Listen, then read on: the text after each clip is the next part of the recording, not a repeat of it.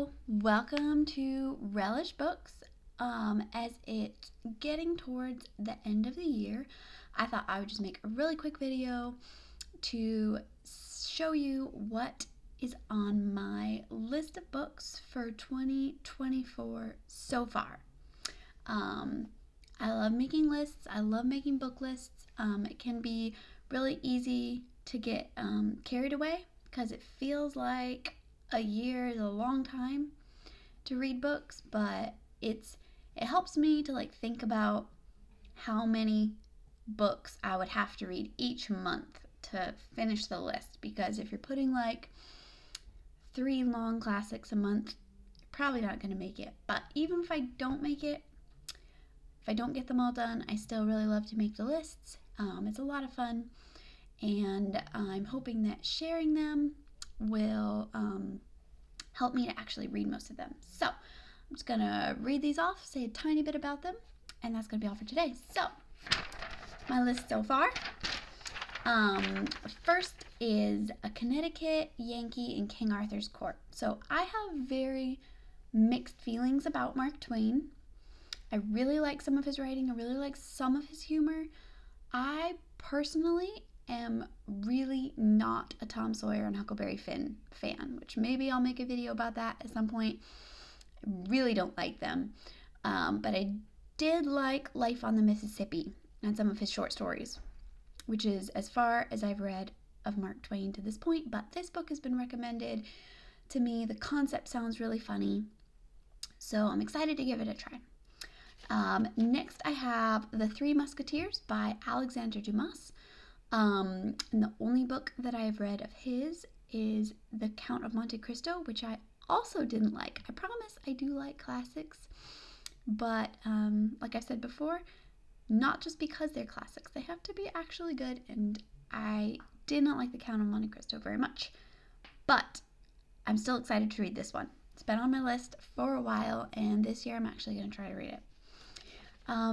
Third is one that I've also meant to read for a super long time. I've even picked it up before, but it's daunting to me.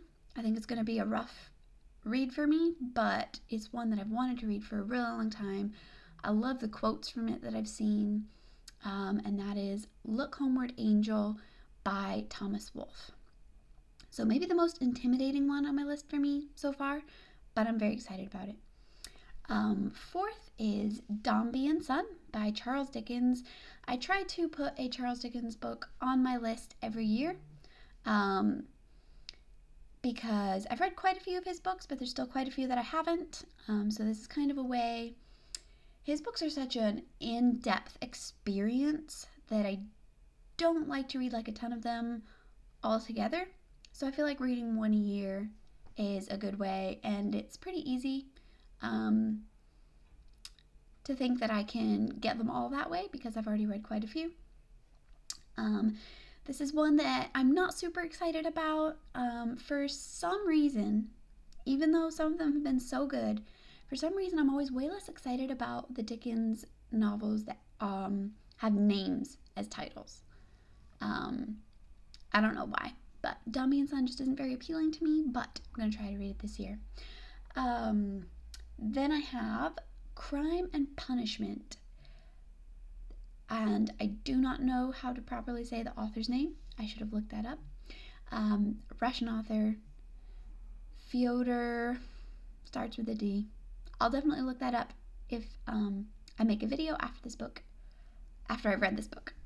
Then I have a book on here that I had never heard of until just very recently, but I was looking at a list of authors' favorite books, and this one, across a wide range of authors from all different years, this book that I've never heard of kept popping up, and that is Winesburg, Ohio. And I'm very excited to read it because it kept appearing, so it must be something great. I don't remember the name of the author on that one either. I should have written that down. But I'm very curious about it because, yeah, a lot of different authors really recommended it. Ernest Hemingway was one. I know there was a few others.